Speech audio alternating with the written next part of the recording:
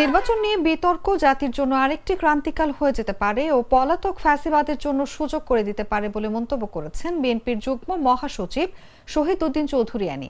আজ রোববার দুপুরে লক্ষ্মীপুর কলেজিয়েট উচ্চ বিদ্যালয়ের বার্ষিক ক্রীড়া প্রতিযোগিতা ও পুরস্কার বিতরণ অনুষ্ঠানে তিনি কথা বলেন। শহীদ উদ্দিন চৌধুরী অ্যানি বলেন, আমাদের মহাসচিব মির্জা ফখরুল ইসলাম আলমগীর নিরপেক্ষ নির্বাচনের কথা বলেছেন। এই দাবি করা খুবই যৌক্তিক। দেশের সাধারণ মানুষ এই নির্বাচনের জন্য আন্দোলন, সংগ্রাম ও লড়াই করেছে। সরকারে যারা আছেন তাদের শোনার মন মানসিকতা থাকতে হবে।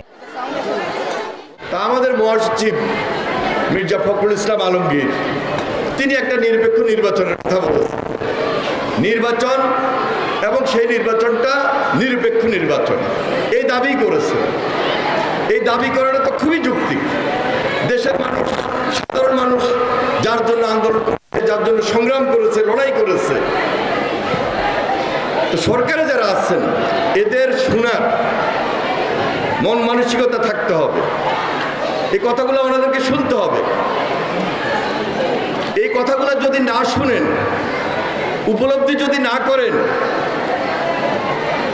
এবং বরং যদি বিএনপির মহাসচিব সম্পর্কে একটা কাউন্টার তৈরি হয়, এটা কিন্তু ঠিক হবে না।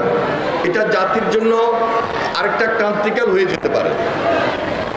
কারণ পলাতক ফ্যাসিবাদ, এই বিতর্ক পলাতক ফ্যাসিবাদের জন্য একটা সুযোগ